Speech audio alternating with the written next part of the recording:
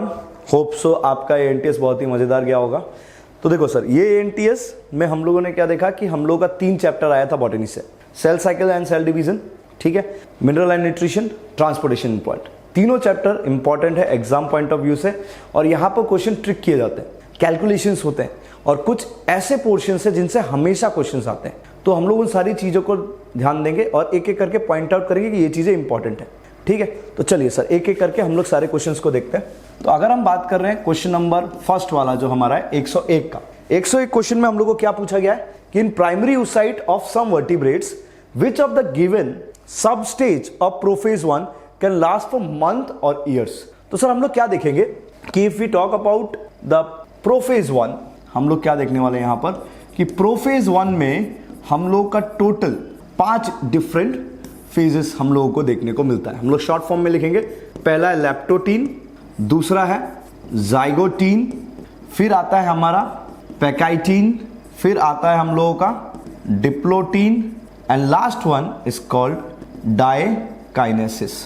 Now एक important चीज समझेंगे सर, यहां पर इस पोर्शन से हमेशा क्वेश्चन आते रहे, तो ये इंपॉर्टेंट बन जाता है हम लोगों को समझने के लिए। शॉर्टली हम आपको इसमें समझाएंगे कि क्या क्या चीजें होती है। इंपॉर्टेंट पॉइंट बोलेंगे, वर्ड्स पे ध्यान दीजिएगा, लिखेंगे कम सर, तो ध्यान दीजिएगा कि लैप्टोटीन में अगर हम लोग बात कर रहे हैं सर यहां पर, तो यहां पर हम लोगों का क्रोमोसोम कंडेंस होता है, और इसको हम लोग जानेंगे किस नाम से पता है, इसको हम लोग जानेंगे with the name called bouquet stage, ठीक है। इसको हम लोग किस नाम से जानेंगे, बुके स्टेज के नाम से जानेंगे सर। अगर मैं जाइगोटीन का बात कर रहा हूं सर, तो जाइगोटीन में हम लोगों का जो होमोलोगस क्रोमोसोम होता है ये फ्यूज होता है, और इस प्रोसेस को हम लोग नाम देते हैं साइनेप्सिस।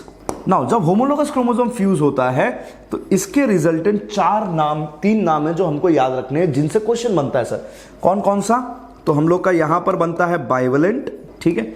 दूसरा नाम जो हम लोग को यहां से याद रखना है वो है टेट्राड, और तीसरा नाम है साइनेप्टोनेमल कॉम्प्लेक्स। अब सर ये नाम याद कैसे रखेंगे उस पर हम थोड़ा सा ध्यान देते हैं।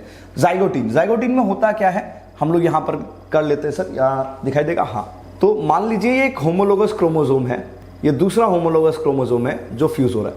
क्योंकि 2 होमोलोगस क्रोमोसोम फ्यूज हो रहे हैं हमारे, इसलिए नाम आता है बाइवेलेंट। उसके अलावा अगर मैं इन क्रोमोसोम्स को देखूं, इनके अंदर क्रोमाटिड्स होंगे, तो दोनों में हम लोगों का 2 क्रोमाटिड्स हैं, इसलिए टोटल कितना हो जाएगा 4। तो we will call it a tetrad. क्या बोलेंगे? टेट्राड। और ये जो कॉम्प्लेक्स बना है वो किस प्रोसेस की वजह से बना है? साइनेप्सिस की वजह से बना है, इसीलिए इसको बोलते हैं synaptonemal complex. Now pachytene phase is known for crossing over, ठीक है। Diplotene phase is known for dissolving synaptonemal complex, और उसके अलावा this is known for arrest of cell division. किसके अंदर अरेस्ट ऑफ सेल डिवीजन का बात कर रहे हैं? इन प्राइमरी oocyte ऑफ फीमेल, ठीक है। Now diakinesis it is known for terminalisation of क्या चीज का? काइजमाटा। नाउ इसको याद करने का तरीका बताता हूं सर, बहुत ही सिंपल तरीका है। मान लीजिए लैप्टोटीन, ठीक है। लैप्टोटीन को हम कैसे देखेंगे? लव, प्यार होगा, बुके दिया जाता है सर, बुके स्टेज कहलाता है। जाइगोटीन 2 लोगों का एक होना, प्यार के बाद एक हो गए, रिलेशनशिप में आओगे, क्या होगा? होमोलोगस क्रोमोसोम फ्यूज हो रहा है, साइनेप्सिस, फ्यूजन हो रहा है सर, 2 लोग एक साथ रिलेशनशिप में आ रहे हैं। फिर धीरे धीरे असलियत पता चलने लग जाती है सर एक दूसरे की, और जब एक दूसरे की असलियत पता चलती है ना, तो फिर माथा फोड़ने का मन करता है। वही फेज है सर पैकाइटीन फेज, पकाने लग जाता है सर, क्रॉसिंग ओवर होता है, एक दूसरे का माथा फोड़ने का मन करता है। फिर आता है इस फेज के बाद फ्रस्ट्रेट होकर आदमी क्या बन जाता है? डिप्लोमेटिक बन जाता है सर, अपनी चीजों को छुपाने लग जाता है। और हम लोग क्या देखते हैं? डुअल बिहेवियर शो करता है, मतलब एक तरफ एंड दूसरी तरफ, मतलब एक्स शेप बन जाएगा सर, 2 तरफ बिहेव करने लग जाएगा, जिसको हम लोग बोलते हैं एक्स शेप स्ट्रक्चर। और इसको हम लोग किस नाम से जानते हैं सर? काइजमाटा के नाम से जानते हैं सर। वो डिप्लोटीन फेज में देखने को मिलेगा। नाउ जब आप डिप्लोमेटिक होते हैं तो आप चीजों को खींचने लग जाते हो, इसीलिए हम लोग क्या बोलते हैं? याद रखेंगे कि यहां पर सेल डिवीजन खिंच जाता है, अरेस्ट हो जाता है फॉर मंथ्स, और वही चीज तो हम लोग को पूछा हुआ है।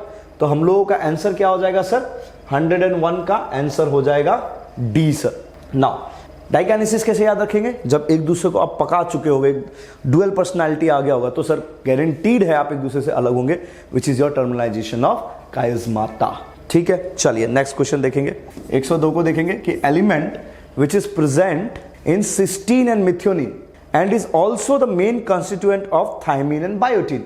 तो सर देखिए ये क्वेश्चन है मिनरल एंड न्यूट्रिशन का सर, और हम लोग को याद है कि हम लोग पढ़ते कि जो सल्फर होता है it is the component of this particular amino acid. तो देख लेते सर ऑप्शन नंबर कौन सा है, तो ऑप्शन हमारा हो जाएगा डी सर। अब देखिए सर मिनरल एंड न्यूट्रिशन को कैसे करके याद करना है, कितना खतरनाक है, इस पे हम लोग किसी दिन बाद में बात करेंगे sir. Now which of the following is the significance of mitosis. तो 103 में देखोगे तो आपको पूछा गया ऑप्शन ए, देखिए सर सिग्निफिकेंस ऑफ किसका पूछा है, तो सिग्निफिकेंस पूछा हुआ है माइटोसिस का सर, ये याद रखेंगे सबसे इंपॉर्टेंट चीज, माइटोसिस के बारे में पूछा हुआ है। ऑप्शन ए देखिए सर, क्या significance of mitosis cell repair है, फॉर्चुनेटली हाँ सर, पहला ही ऑप्शन हम लोगों को राइट मिल जा रहा है, तो आंसर हमारा हो जाएगा ए। पर दूसरे ऑप्शंस को देख लेते हैं एक बार। Increase genetic variability in population, so variation कौन लाता है, मियोसिस। कौन से फेज में, प्रोफेज 1 के पैकेडिन फेज में क्रॉसिंग ओवर की वजह से मियोसिस आता है। फिर प्रोड्यूस रिकॉम्बिनेंट, वेरिएशन आएगा, रिकॉम्बिनेंट्स बनेंगे। Bring variation among offspring, again meiosis. चलिए तो हम लोग सर चेक करेंगे क्वेश्चन नंबर 104। अब देखो क्वेश्चन नंबर 104 में क्या बोला है, the best stage to study morphology of chromosome. तो हम लोग क्या देखते हैं कि कंडेंसेशन हम लोगों का स्टार्ट हो जाता है in case of prophase, but जब हम लोग बात करते हैं best to study morphology of chromosome, हम लोग क्या देखते हैं, ये हाईली कंडेंस होता जाके कहां पर, मेटाफेज में। तो हम लोग का जो बेस्ट स्टेज है टू स्टडी मॉर्फोलॉजी वो क्या होता है, मेटाफेज होता है सर। चलिए नेक्स्ट क्वेश्चन देखेंगे हम लोग, तो क्वेश्चन नंबर 105 देखेंगे सर।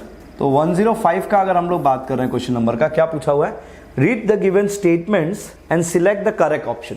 तो हम लोग सबसे पहले स्टेटमेंट ए को ऑब्जर्व करते हैं, तो क्या लिखा हुआ है, cells divide by mitosis to restore nucleocytoplasmic ratio which is the main reason for the division of cell. Second देखते हैं statement B, 4 haploid cells are formed at the end of meiosis 1। तो अगर मैं स्टेटमेंट बी देख रहा हूं तो sir याद रखिए, एक डिप्लॉइड सेल डिवाइड करता है मियोसिस 1 के एंडिंग में, और ये 2 हैप्लॉइड सेल का फॉर्मेशन करता है, which will go under meiosis 2 to form 4 haploid cells. तो जो हमारा स्टेटमेंट है यहां पर कि 4 haploid cells are form by the end of meiosis 1, गलत हो गया। तो हम लोग का आंसर क्या होना चाहिए, देखते हैं। तो हम लोग अगर ऑप्शंस चेक कर रहे हैं तो हम लोग का देखने को मिलेगा क्या, ऑप्शन ए क्या बोल रहा है, only statement A is correct which is right, खाली ऑप्शन ए इज हमारा करेक्ट है। तो हम लोग का आंसर क्या हो जाएगा sir, answer will be A sir, ठीक है। चलिए क्वेश्चन नंबर 106 को देखते हैं। क्वेश्चन नंबर 106 को अगर हम लोग देख रहे हैं तो क्वेश्चन नंबर 106 में क्या बोला है, element require for sale membrane, lipids, nucleic acid and nucleotide formation. अब देखो सर 3 चीजों का बात किया है सर, सेल मेम्ब्रेन का बात किया है, ठीक है, न्यूक्लिक एसिड का बात किया है सर, एंड किसका बात किया है, न्यूक्लियोटाइड का बात किया है सर। तो हम लोग को इसको देखना पड़ेगा एज पर दिस सर। तो एज पर दिस अगर हम लोग देख रहे हैं तो जो एलिमेंट यहां पर प्रेजेंट होना चाहिए वो क्या होगा सर, इन तीनों में जो कॉमन होगा सर वो क्या होगा सर, फॉस्फोरस। ये सोडियम नहीं होगा सर, ऑब्वियस सा बात है ऑप्शन के हिसाब से, कैल्शियम नहीं होगा, मैग्नीशियम नहीं होगा। तो हम लोग का आंसर क्या हो जाना चाहिए, ऑप्शन नंबर बी हो जाना चाहिए, विच इज योर मैग्नीशियम, ठीक है वहां। चलिए 107 नंबर क्वेश्चन देखेंगे। Now when we talk about question number 107, the short lived resting phase between 2 meiotic division is called. अब देखो सर यहां पर ये बोल रहा है कि मियोसिस 1 और मियोसिस 2 के बीच में जो एक फेज है इसको हम क्या बोलते हैं, तो इसको क्या बोलते हैं हम लोग, इसको बोलते हैं क्या, interkinesis. Now why it is so important sir, interkinesis क्यों इंपॉर्टेंट है, क्लास में हम लोग ने डिस्कस किया था, फिर से एक बार देखते हैं। तो जो सेल बनता है आफ्टर इंटरकाइनेसिस, तो उसमें हम लोगों को एक ही सेंट्रियोल देखने को मिलता है, ठीक है। तो we will only have 1 centriole each. अब इसको डिवाइड करना है तो दूसरा सेंट्रियोल का फॉर्मेशन इंपॉर्टेंट है, और ये दूसरा सेंट्रियोल का फॉर्मेशन कौन करके देता है, इंटरकाइनेसिस करके देता है। दूसरा, जब हम लोगों ने G2 फेज पढ़ा था तो वहां पर एक चीज लिखा था कि हम लोगों का जो पार्टिकुलर सेल है उसका लिए एनाफेज प्रोमोटिंग कॉम्प्लेक्स नहीं बनता है in case of your G2 phase. उसके लिए जो वो एनाफेज प्रोमोटिंग कॉम्प्लेक्स बनेगा वो भी कहां बनेगा, इंटरकाइनेसिस में बनेगा, ताकि उसका सिस्टर क्रोमैटिड्स को अलग कर लिया जाए। तो 2 रीजन है why interkinesis is so much important. तो ऑप्शन देख लेते हैं, it is your option number B जो हम लोगों का आंसर हो जाएगा यहां पर। नेक्स्ट देखते हैं सर 108। अगर हम लोग क्वेश्चन नंबर 108 को देख रहे हैं तो 108 में क्या बोला, when a cell does not divide it enters, cell division नहीं कर रहा है तो हम लोग क्या देख रहे हैं, सेल इज नॉट डिवाइडिंग। अब सेल जब डिवाइड नहीं करता है तो वो घुसता है किसमें, जी नॉट स्टेज में, और इसी चीज का दूसरा नाम है क्वेसेंट स्टेज। ठीक है, इसको क्या बोलते हैं, क्वेसेंट स्टेज बोलते हैं। तो सर इसके हिसाब से ऑप्शन देख लेते हैं, G1 phase no, quiescent stage B, ठीक है, S phase no, G2 phase no.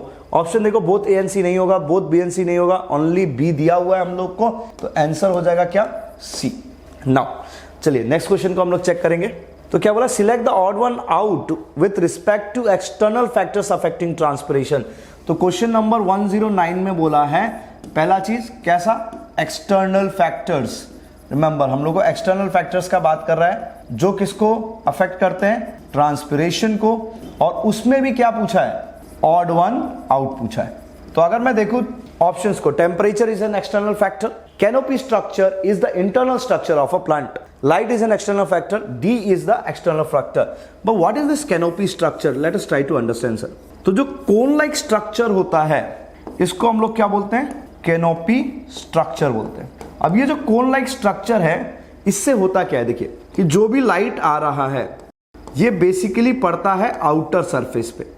ठीक है, ये कहां पर पड़ेगा, हम लोग का आउटर सरफेस पे पड़ेगा, जिसकी वजह से जो लाइट है वो हम लोग के अंदर के जो लीव्स होंगे, मान लीजिए यहां जो लीव्स है, यहां जो लीफ है, यहां जो लीफ है, यहां जो लीफ है, अंदर की तरफ वो बच जाएगा। लाइट कौन ले रहा है, जो यहां आउटसाइड पे लीफ है, यहां जो आउटसाइड पे लीफ है वो लाइट को एक्सेप्ट कर रहा है, जिसकी वजह से ट्रांसपिरेशन इन पोर्शन ऑफ जो लीव्स है, यहां पर जो ये पोर्शन ऑफ द लीव्स है उनसे बहुत कम होगा। तो वो इंटरनल स्ट्रक्चर होता है प्लांट का, ना कि एक्सटर्नल स्ट्रक्चर। चलो नेक्स्ट क्वेश्चन देखते हैं। नेक्स्ट क्वेश्चन का अगर हम लोग यहां पर बात कर रहे हैं बाबा, तो हम लोग को क्वेश्चन नंबर देखने को मिल रहा है 110। ना क्वेश्चन नंबर 110 का अगर हम बात करें तो क्वेश्चन नंबर 110 में क्या पूछा है, dissolution of synaptonemal complex is seen in. तो हम लोगों का जो साइनोप्टोनिमल कॉम्प्लेक्स था वो कब डिसॉल्व होता है, तो पहले क्वेश्चन को समझाते हुए हमने बताया था कि इसका जो डिसोल्यूशन होता है हम लोगों का वो कहां होगा, option number C, which is called your diplotene stage. तो यहां पर जब ये डिसॉल्व होता है तो ये एक एक्स शेप स्ट्रक्चर बनाता है, और इस एक्स शेप स्ट्रक्चर को क्या चीज के नाम से जाना जाता है, काइज़माटा के नाम पे जाना जाता है। सर इसको भी यूज करके क्वेश्चन बन सकता है, तो इसीलिए हम लोग याद रखेंगे सर ये काइज़माटा वाला चीज। नाउ क्वेश्चन नंबर 111 का बात करेंगे। 111 का बात करें, mitosis help in all except, mitosis सारे चीज में हेल्प करेगा, किसको छोड़ के। तो यहां पर माइटोसिस के बारे में बात हो रहा है, और क्या चीज माइटोसिस नहीं करता वो पूछा हुआ है। तो सेल रिपेयर करेगा obviously, growth in multicellular organism करेगा, helps to maintain nucleocytoplasmic ratio, obviously true, and brings new combination and genetic variation। तो हम लोग का ऑप्शन नंबर डी जो है सर, वेरिएशन हम लोग का कौन लेके आता है, वो आता है मियोसिस से। मियोसिस के प्रोफेज 1 के पैकाइटिन फेज में हम लोग को देखने को मिलता है। हम लोगों ने थोड़ी देर पहले ही इस चीज को डिस्कस किया था फर्स्ट क्वेश्चन में सर। ठीक है, तो आंसर हमारा क्या हो जाएगा सर, डी हो जाएगा। Coming to question number 112। Now अगर हम नेक्स्ट क्वेश्चन को देख रहे हैं सर, क्वेश्चन नंबर 112 का अगर हम बात कर रहे हैं तो क्वेश्चन नंबर 112 में क्या बोला गया है कि A ensure the production of haploid phase in life cycle. तो मान लीजिए कोई अगर एक ऑर्गेनिज्म है डिप्लॉइड है, तो जो ए प्रोसेस है वो इंश्योर करता है कि इसमें क्या आ जाए सर, हैप्लॉइड फेज आ जाए। ठीक है, उसके बाद क्या बोला गया है, haploid phase in the sexual life cycle, in the life cycle of sexually reproductive organism, whereas B restore the diploid phase। तो B क्या करेगा हम लोगों का, आपका रिस्टोर करेगा इस डिप्लॉइड फेज को। तो सर A क्या होगा हम लोग का, A यहां पर होगा क्या, मियोसिस, जिससे हम लोग को हैप्लॉइड फेज मिलता है। B हम लोग का क्या होगा सर, तो B कहलाएगा क्या, सिनगैमी, या फिर इसके लिए दूसरा वर्ड यूज किया जा सकता है, वो क्या होगा, फर्टिलाइजेशन। तो ऑप्शंस देख लेते हैं सर।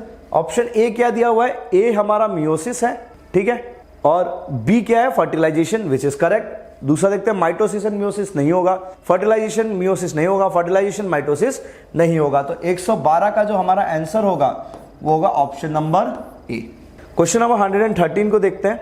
तो देखिए, बैक्टीरियम विच रिवर्स, 113 का प्रोसेस बताया, क्या देखते हैं हम लोग कि bacterium which reverse the nitrification process. तो देखिए नाइट्रिफिकेशन प्रोसेस को रिवर्स कर रहा है, मतलब N2 से हम लोग का by biological nitrogen fixation, then nitrification, हम लोग क्या बनाते हैं, NO3- बनाते हैं।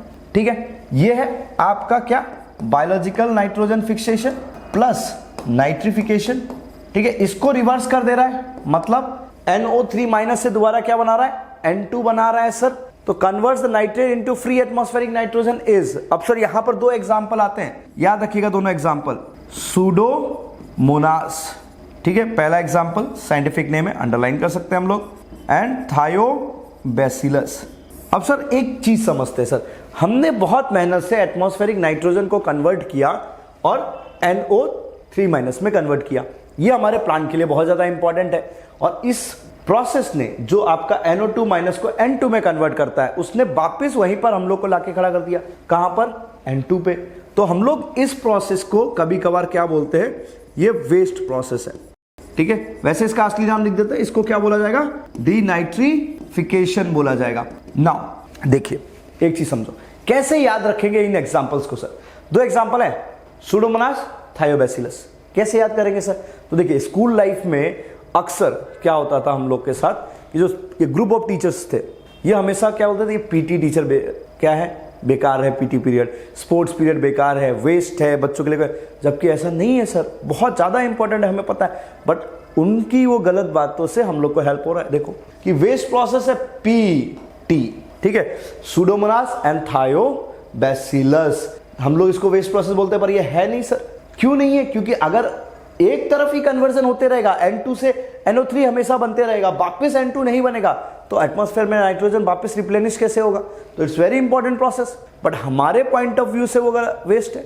तो उसके लिए हम लोग क्या करते हैं सर, इसको याद कर लेंगे ऐसे, Pseudomonas and Thiobacillus as PT. अब देखो सर ऑप्शन में देख लेते हैं सर, हम लोग का ऑप्शंस क्या दिया हुआ है, फ्रैंकिया दिया हुआ है, थायोबैसिलस दिया हुआ है, नॉस्टॉक दिया हुआ है, एंड एनाबीना दिया हुआ है।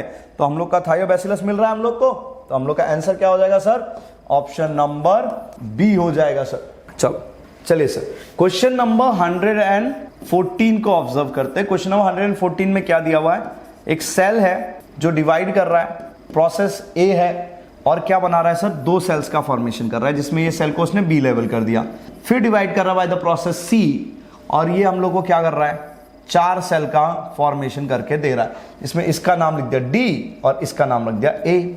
ठीक है, डी और ई।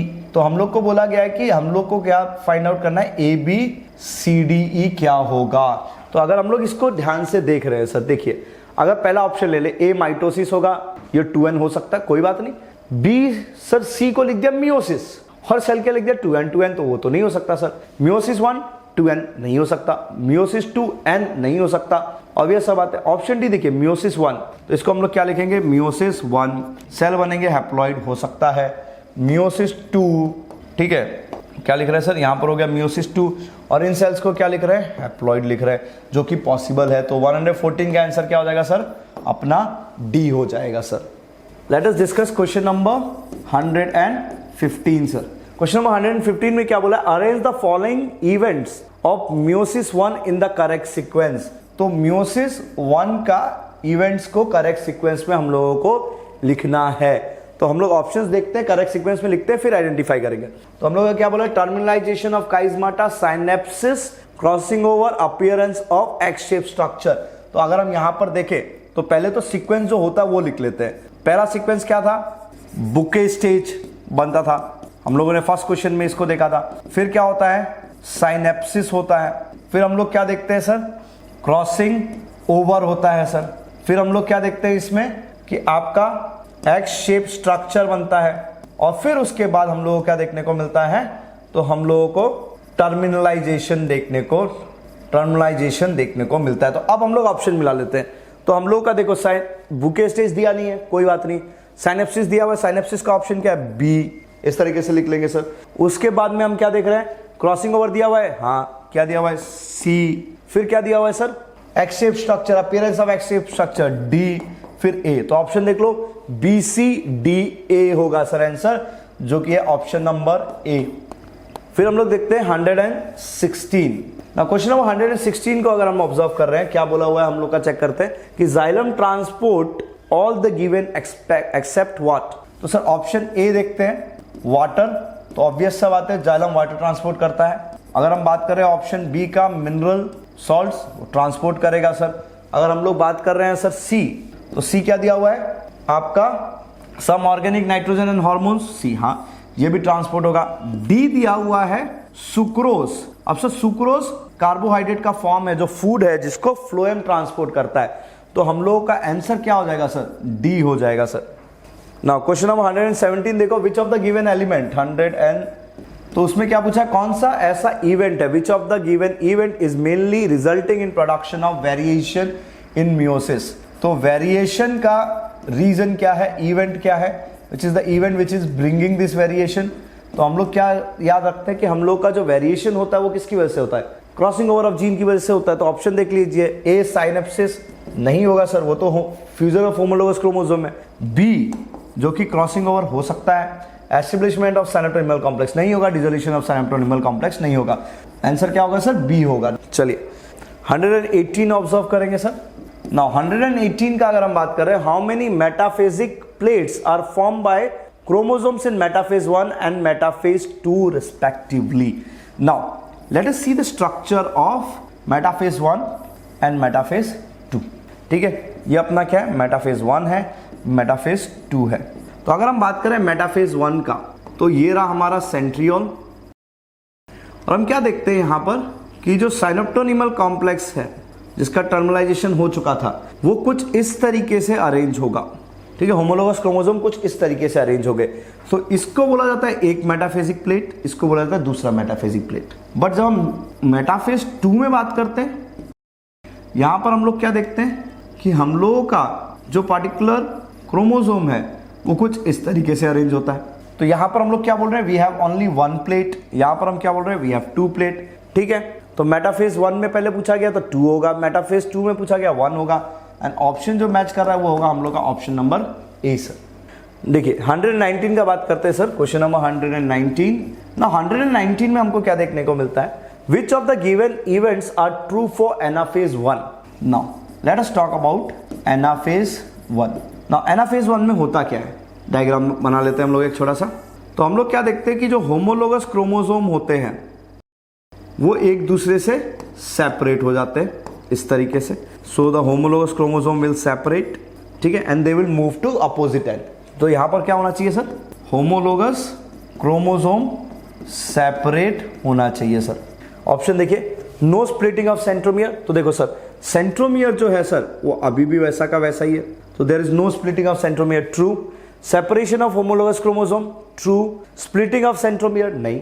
सेपरेशन ऑफ क्रोमाटिड्स, नहीं। सेपरेशन ऑफ क्रोमाटिड कहां होता है, एनाफेज 2 में देखने को मिलता है, not in case of anaphase 1। And that's the reason कि हम लोगों का एनाफेज 2 में क्रोमोसोम नंबर इंक्रीज होता है because of the separation of chromatid.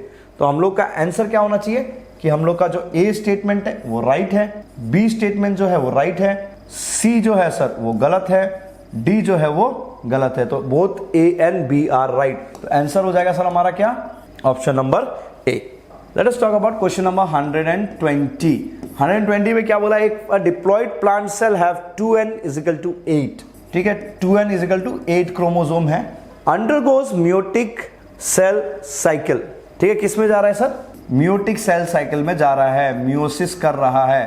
तो जब ये मियोसिस करेगा तो how many bivalent will be formed. चलो इस चीज को समझते हैं पहले डायग्राम से। तो अगर आपको याद हो तो हम लोगों ने पहले ही बार में हम लोग ने क्या पढ़ा था कि होमोलोगस क्रोमोसोम फ्यूज होते हैं, ठीक है, और फ्यूज होके एक स्ट्रक्चर बनाते हैं, जिस स्ट्रक्चर को हम लोग क्या बोलते हैं सर, बाइवेलेंट बोलते हैं। ठीक है, हमारे बॉडी में 46 क्रोमोसोम है।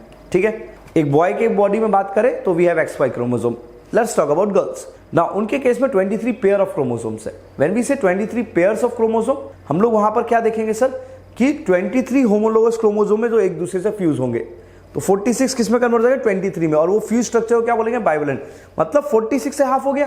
तो अगर मैं बोल रहा 2n = 8 है तो बाइवेलेंट हमेशा हाफ होता है सर। बाइवेलेंट कितना होना चाहिए, 4 होना चाहिए। आंसर आपका क्या हो जाएगा सर, बी हो जाएगा sir. Now let us see question number 121। So 1 to 1। ठीक है, तो what will be the amount of DNA after S phase.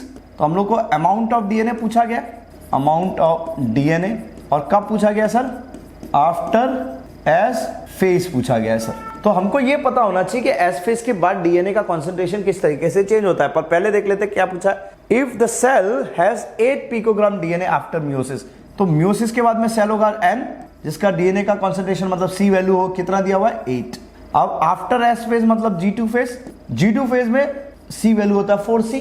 अब G2 फेज में सी वैल्यू 4C है, तो ये कितना हो जाएगा 4 × 8 और आंसर कितना हो जाएगा 32 पिकोग्राम हो जाएगा। Sir option number C will be your answer.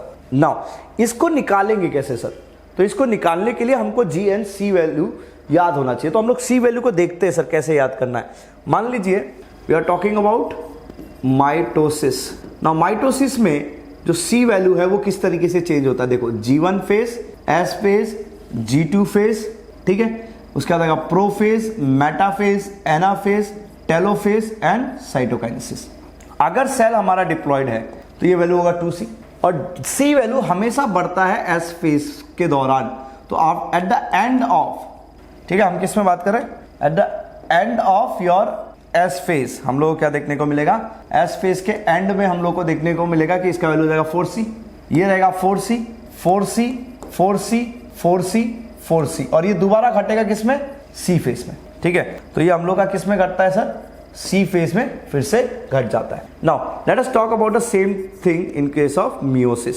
Now meiosis में अगर हम बात करें सी वैल्यू का, तो सी वैल्यू हम लोग किसके लिए लिखेंगे, G1 S G2, prophase 1, metaphase 1, anaphase 1, telophase 1, cytokinesis 1, prophase 2, इसके बीच में आएगा इंटरकाइनेसिस, ब्लू से लिख देते हैं, सॉरी येलो से लिख देते हैं सर इसको।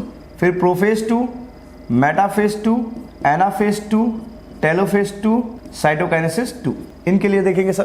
तो देखो यहां पर क्या लिखेंगे, अगर हम लोग स्टार्ट करें 2C से, यहां बढ़ेगा 4C, 4C, 4C, 4C, 4C, 4C। Sir cytokinesis में घटता है, कितना हो जाएगा सर 2C, 2C, ठीक है। यहां कितना होगा 2C, 2C, 2C, 2C और यहां पर रहेगा eight the end of the day C। Remember इस तरीके से हम लोगों का वेरिएशंस आएगा। नाउ चलिए एक चीज और लगे हाथ सीख लेते हैं हम लोग, वो है आपका G वैल्यू। तो G वैल्यू क्या होगा, मान लीजिए सेल 2N है, सो G वैल्यू हमेशा बढ़ता है एनाफेज में। तो 2N है, यहां पर भी 2N रहेगा, 2N रहेगा, 2N रहेगा, 2N रहेगा, कहां बढ़ेगा, एनाफेज में 4N हो जाएगा सर। टेलोफेज में 4N एंड यहां पर कितना है सर आपका, फिर से हम लोगों को कितना देखने को मिलेगा 2N सर। तो चलिए पहले मियोसिस भी देख लेते, फिर आपको एक आउटकम देंगे हम इससे। मियोसिस का अगर मैं बात करूं, let's talk about G value.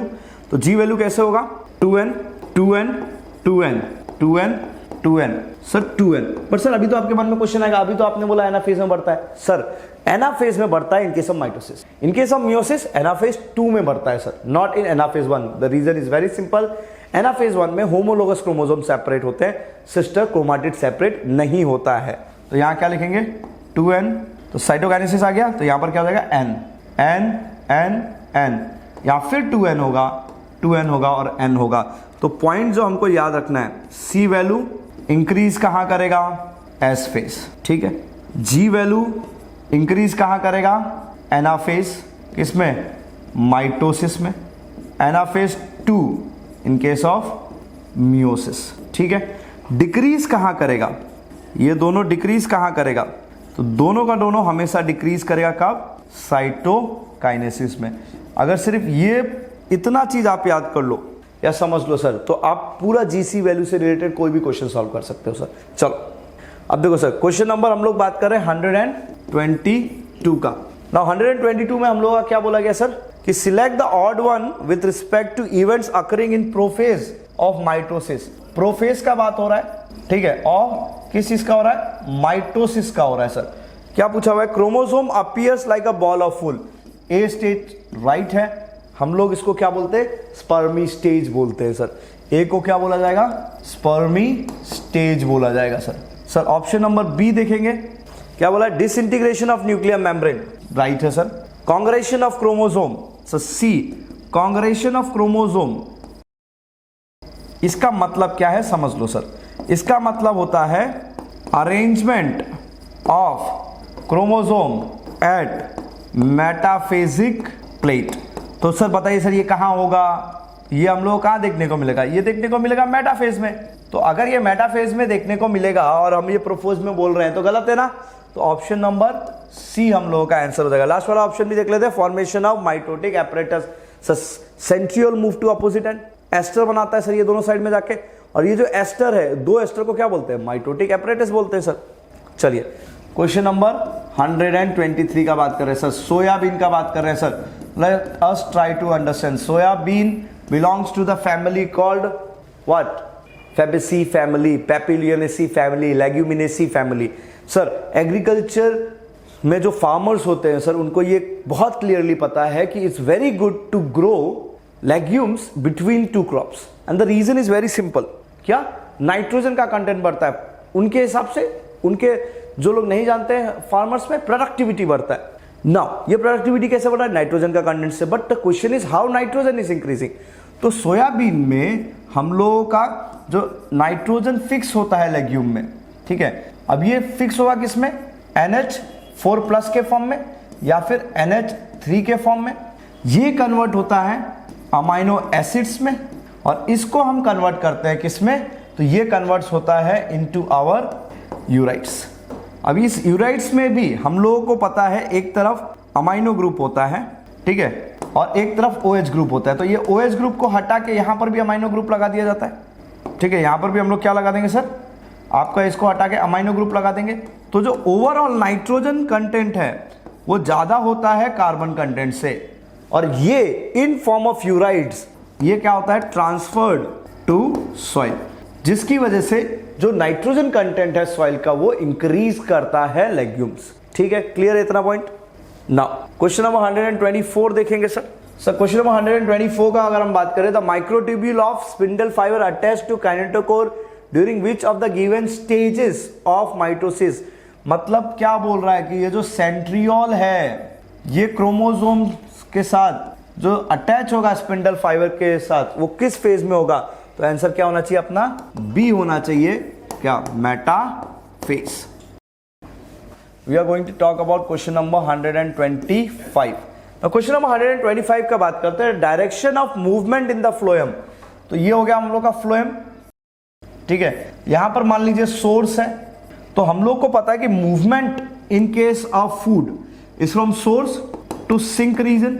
Now sink यहां पर भी हो सकता है, सिंक यहां पर भी हो सकता है। यहां पर सिंक मेरिस्टेमेटिक टिश्यू होगा, ठीक है, यहां पर ये सिंक रूट हो सकता है। तो जो हम लोग का मूवमेंट है वो इस साइड भी होगा, इस साइड भी होगा।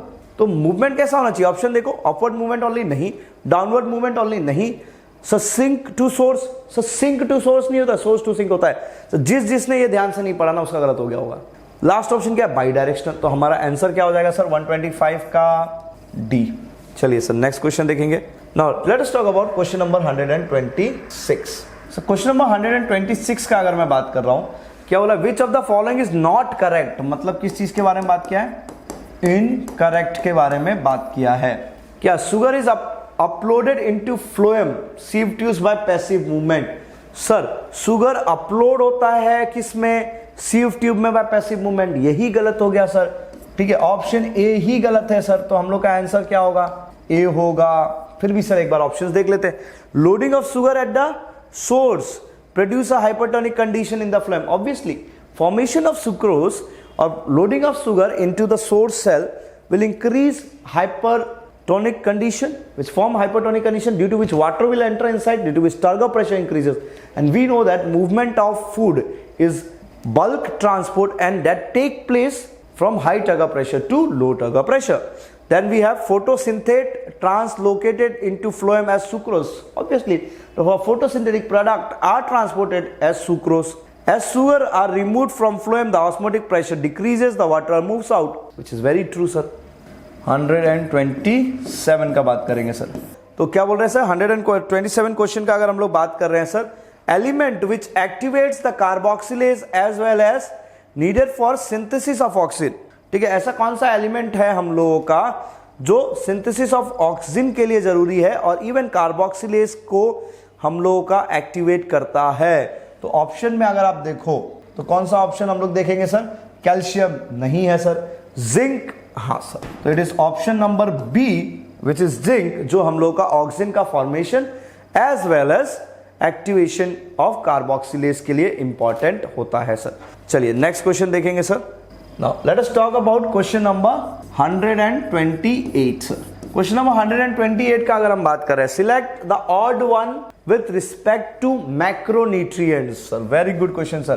तो we are gonna talk about two things, micronutrient and we gonna talk about the macronutrient. So 17 different elements जिनको याद करके हम लोगों को रखना है कि कौन सा एलिमेंट मैक्रो है, कौन सा माइक्रो है। एक छोटा सा ट्रिक दूंगा सर, होप सो पहली बात तो सबको याद होगा, अगर याद नहीं है छोटी सी ट्रिक देता हूं जिससे याद कर सकते हो आप। तो हम लोग क्या देखते हैं माइक्रोन्यूट्रिएंट के केस में एंड मैक्रोन्यूट्रिएंट के केस में। देखिए मैक्रोन्यूट्रिएंट का अगर बात कर रहे हैं हम लोग तो यहां पर आएगा पीके का, क्या बोल रहे हैं सर, पीके का, कौन, CHON, कौन, सा, सल्फर, मग, मैग्नीशियम। सो काउंट कीजिए 1 2 3 4 5 6 7 8 9 एलिमेंट। मैक्रो है 9 है, ठीक है। माइक्रो छोटा है 8 एलिमेंट्स है सर। कौन कौन से, तो हम लोग लिखेंगे sir, nice boy called mother, ठीक है। किसको कॉल किया, मदर को। क्या बोला, मंजन क्यों फेंका।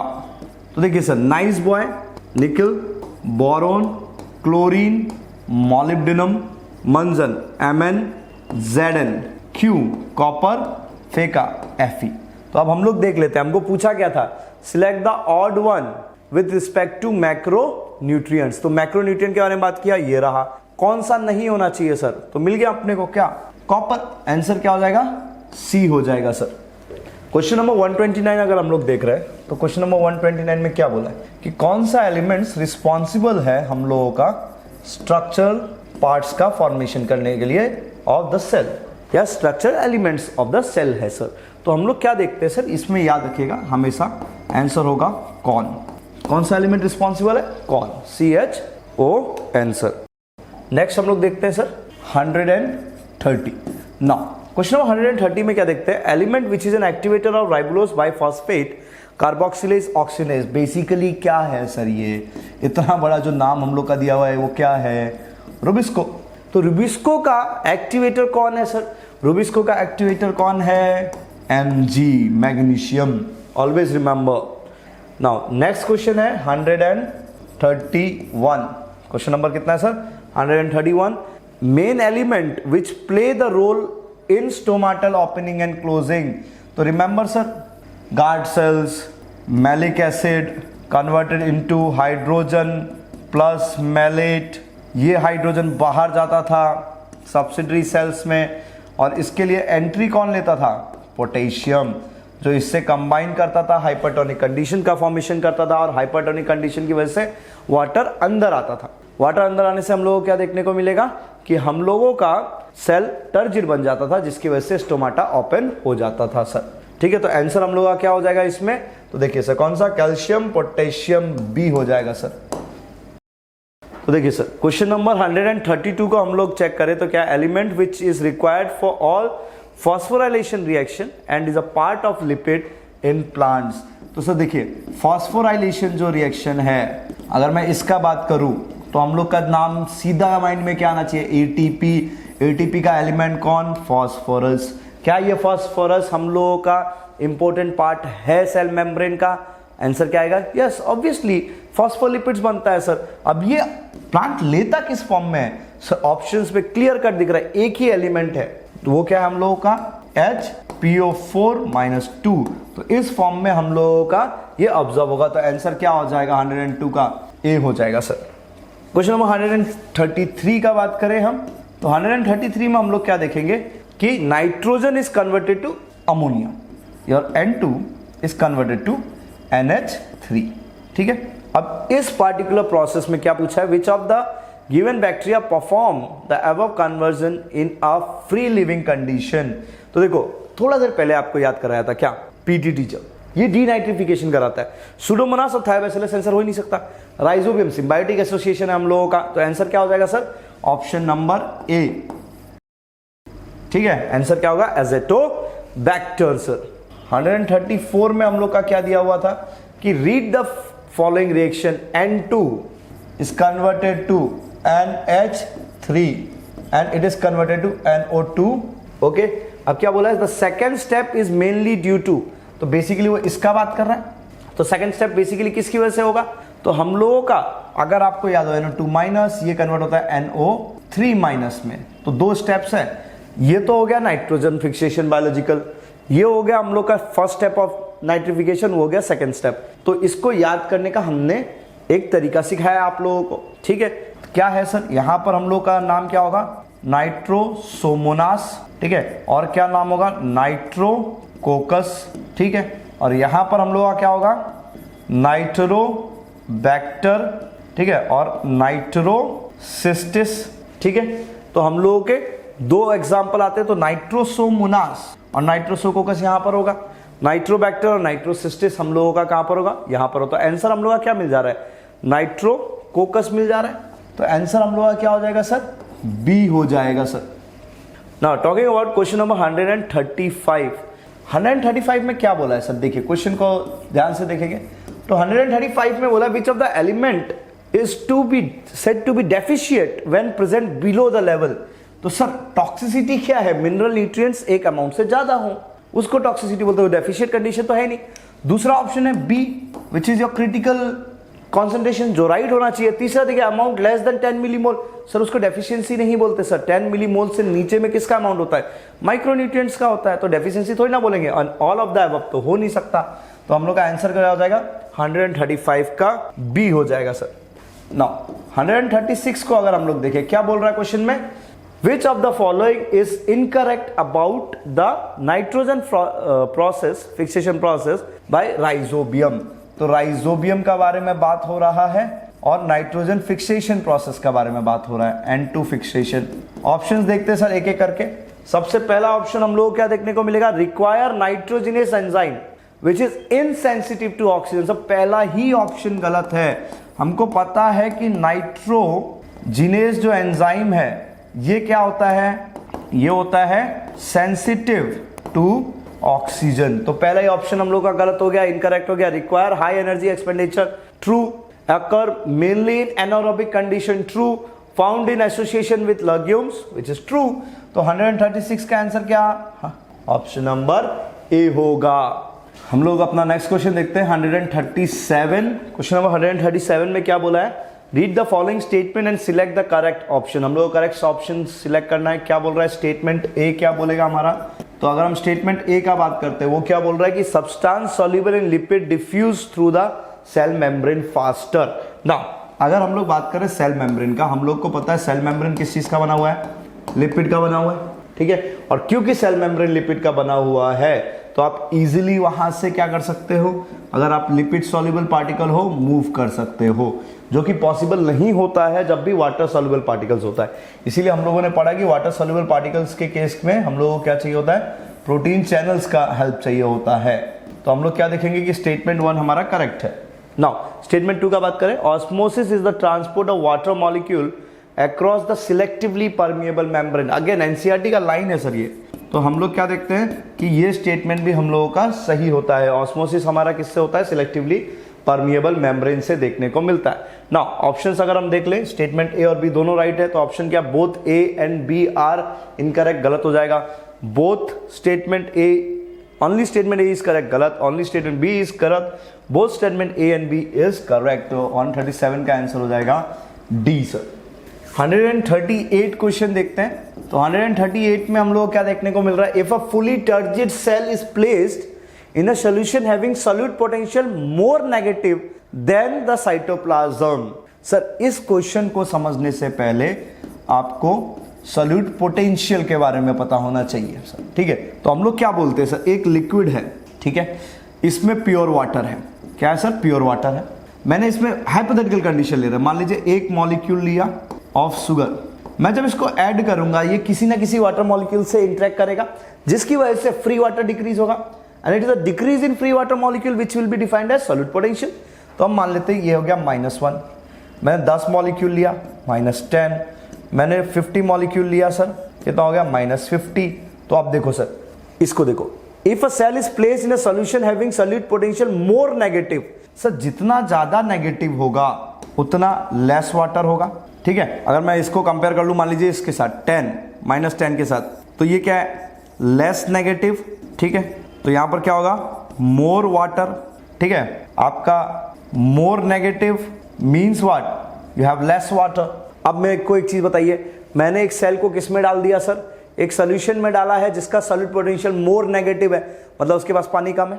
और अगर पानी कम है तो ये सोल्यूशन कैसा हो गया, हाइपरटोनिक। तो बेसिक सा बात है कि you are putting a cell A in hypertonic condition, और जब हाइपरटोनिक कंडीशन में डालोगे तो पानी बाहर जाएगा, एक्सोऑस्मोसिस देखने को मिलेगा हम लोगों को। तो ऑप्शन देख लीजिए, बर्स्ट ड्यू टू एंडोऑस्मोसिस गलत हो जाएगा, gain more water from the solution गलत हो जाएगा, शोज प्लाज्मोलाइसिस, एक्सोऑस्मोसिस की वजह से क्या होता है, प्लाज्मोलाइसिस होता है सेल का जब भी हाइपरटोनिक सॉल्यूशन में डालेंगे। तो आंसर क्या हो जाएगा 138 का सी हो जाएगा सर। फिर देखते हैं 139 सर। तो 139 को अगर आप देख रहे हो तो हम लोग किसका बात कर रहे हैं, we are talking about ascent of sap. हम लोग किस चीज का बात कर रहे हैं, एसेंट ऑफ सेप का बात कर रहे हैं, मतलब वाटर का movement across the xylem. It is the result of turgor pressure in the leaves, नहीं, it is due to the root pressure only, बिल्कुल गलत। Requires energy always in the form of ATP, गलत है sir. Is mainly due to transpiration pull, तो option D हमारा क्या हो जाएगा, राइट ऑप्शन हो जाएगा। टॉकिंग अबाउट क्वेश्चन नंबर 140, क्या बोला, how many of the given element or how many of the given transport method is or are highly selective and require proteins. तो बेसिकली ये पूछ रहा है कि प्रोटीन चैनल किस किस में चाहिए होगा। सिंपल डिफ्यूजन में कोई प्रोटीन चैनल नहीं चाहिए होता, ये हाईली सिलेक्टिव नहीं होता है। फैसिलिटेड डिफ्यूजन का बात कर रहे हैं, हाँ प्रोटीन चैनल चाहिए होते हैं। एक्टिव ट्रांसपोर्ट का अगर मैं बात कर रहा हूं, एक्टिव ट्रांसपोर्ट, तो हम लोगों को यहां पर क्या है, प्रोटीन चाहिए होगा। अपहिल ट्रांसपोर्ट का बात कर रहे हो तो अपहिल मूवमेंट में लोअर कॉन्सेंट्रेशन से हायर कॉन्सेंट्रेशन लेके जाते हो, एक्टिव ट्रांसपोर्ट है तो वहां पर भी आपको चाहिए होगा सर प्रोटीन का चैनल। तो कितने हो गए, 3 एलिमेंट्स हो गए। ऑप्शन क्या हो जाएगा सर, 140 का बी हो जाएगा sir. Now we are talking about question number 141। Now 141 में क्या बोल रहे हैं, the following curves P and Q depicts changes in DNA content during cell division. Sir देखिए एक ग्राफ है हमारे सामने जो एक पॉइंट से स्टार्ट हो रहा है, इंक्रीज हो रहा है, फ्लैट आया, फिर एक पॉइंट पे रुक गया, सेम पॉइंट पे। ये एक ग्राफ है। दूसरा ग्राफ है नियर अबाउट वहीं कहीं से स्टार्ट हो रहा है, ऊपर गया, इंक्रीज हुआ, उसी पॉइंट पे आया जहां से वो स्टार्ट हुआ था, फिर उसके बाद और नीचे चला गया सर। तो हम लोग क्या देखेंगे कि यहां पर ये पार्टिकुलर, तो मान लीजिए 2n से स्टार्ट हुआ, 2n पे एंड हुआ, तो ये हम लोग का किसको रिप्रेजेंट करेगा, माइटोसिस पे एंड करेगा। इसको अगर देखें तो 2n पे स्टार्ट हुआ, उससे नीचे गया तो n पे एंड हुआ होगा, तो ये किसको रिप्रेजेंट करेगा, मियोसिस को रिप्रेजेंट करेगा। तो ऑप्शन देख लेते हैं सर एक बार, पी एन क्यू क्या होगा, तो पी हमारा क्या है, माइटोसिस, तो ऑप्शन डी हो जाएगा, एंड ये हो गया आपका मियोसिस। आंसर क्या हो जाएगा, option number D sir. Question number 142 देखते हैं सर। क्वेश्चन नंबर 142 में क्या है, इसमें क्या बोला कि वाटर का मूवमेंट सॉइल से हम लोगों का जाइलम की तरफ किस तरीके से होगा। सबसे पहले किस में आएगा, एपिडर्मिस, ठीक है, तो हम लोग का एपिडर्मिस है, फॉलोड बाय एपिडर्मिस किस में आएगा, कॉर्टेक्स। हाइपोडर्मिस हटा रहे हैं हम लोग, डायरेक्टली कॉर्टेक्स दिखा रहे हैं। कॉर्टेक्स के बाद में किस में पहुंचेगा, एंडोडर्मिस एरिया में पहुंचेगा, ठीक है। एंडोडर्मिस से ये किस में आएगा, तो आपका आएगा पेरिसाइकल में आएगा, ठीक है, और पेरिसाइकल से होते हुए कहां पहुंचेगा, जाइलम के पास पहुंचेगा। तो हम लोग क्या देख रहे हैं सर, एपिडर्मिस वाले 2 ऑप्शन मिल गए। एपिडर्मिस के बाद पहले देख लो सर, कॉर्टेक्स एंडोडर्मिस, एपिडर्मिस नहीं हो सकता, एपिडर्मिस एंडोडर्मिस कॉर्टेक्स पेरिसाइकल नहीं हो सकता, क्योंकि एपिडर्मिस के बाद क्या आना चाहिए, कॉर्टेक्स आना चाहिए। तो epidermis, cortex, endodermis and pericycle, option number C हम लोगों का आंसर हो जाएगा। क्वेश्चन नंबर 143 देखते हैं। क्वेश्चन नंबर 143 में क्या बोला कि root pressure can be observable in plants, कब दिखेगा प्लांट के अंदर, तो हम लोग को पता है रूट प्रेशर नाइट में दिखता है और अर्ली मॉर्निंग में दिखता है हमको, क्योंकि ये वो समय है जब ट्रांसपिरेशन पुल नहीं हो रहा होता है, तो कोई पार्ट वाटर ऊपर की तरफ होगा नहीं, खिंचाई, अब पूरा का पूरा पानी भरा हुआ है, उस समय रूट प्रेशर की वजह से गटेशन हमको देखने को मिलता है, तो वो एक ऐसा टाइम है जब ये चीज हमको देखने को मिलेगा। तो at night and early morning sir, option number D हो जाएगा अपना आंसर। 144 देख रहे हैं, mitosis is also known as equational division. 144 क्या है sir, mitosis is also known as equational division. Why, parent cell forms 2 daughter cell, number of chromosome in parents and progeny cell remains the same. तो option B is a better answer sir, क्योंकि 2 daughter cell तो meiosis 1b बनाता है जो कि reductional division था, ठीक है। फिर मियोसिस 2 में 4 बनते हैं सर। फिर cell is an equal, there is an equal cytokinesis sir, नहीं सर, उससे कोई लेना देना नहीं है sir. Number of chromosome becomes half in progeny as of the parental cell, तो वो तो रिडक्शनल डिवीजन हो गया, ठीक है। देयर इज इक्वल साइटोकाइनेसिस, वो तो मियोसिस 1 में भी होता है सर, ठीक है। तो इसीलिए हम लोग क्या देखेंगे कि आंसर अपना हो जाएगा बी। चलिए क्वेश्चन नंबर 145 को हम लोग चेक कर रहे हैं। तो 145 में क्या बोल रहा है कि जो टोटल टाइम है हम लोगों का for division of a cell is given 130 minutes. Now out of this 130 minutes हम लोगों का इंटरफेज में कितना टाइम हम लोगों को स्पेंड करते हुए ये दिखेगा।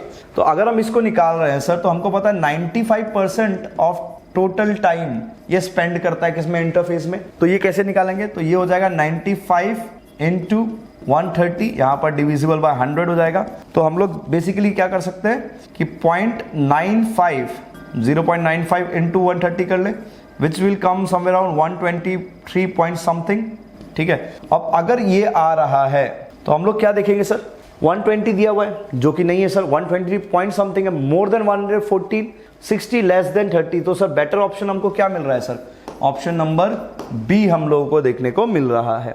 Coming to question number 146। नाउ 146 में क्या बोला है, element which maintains the ribosome structure.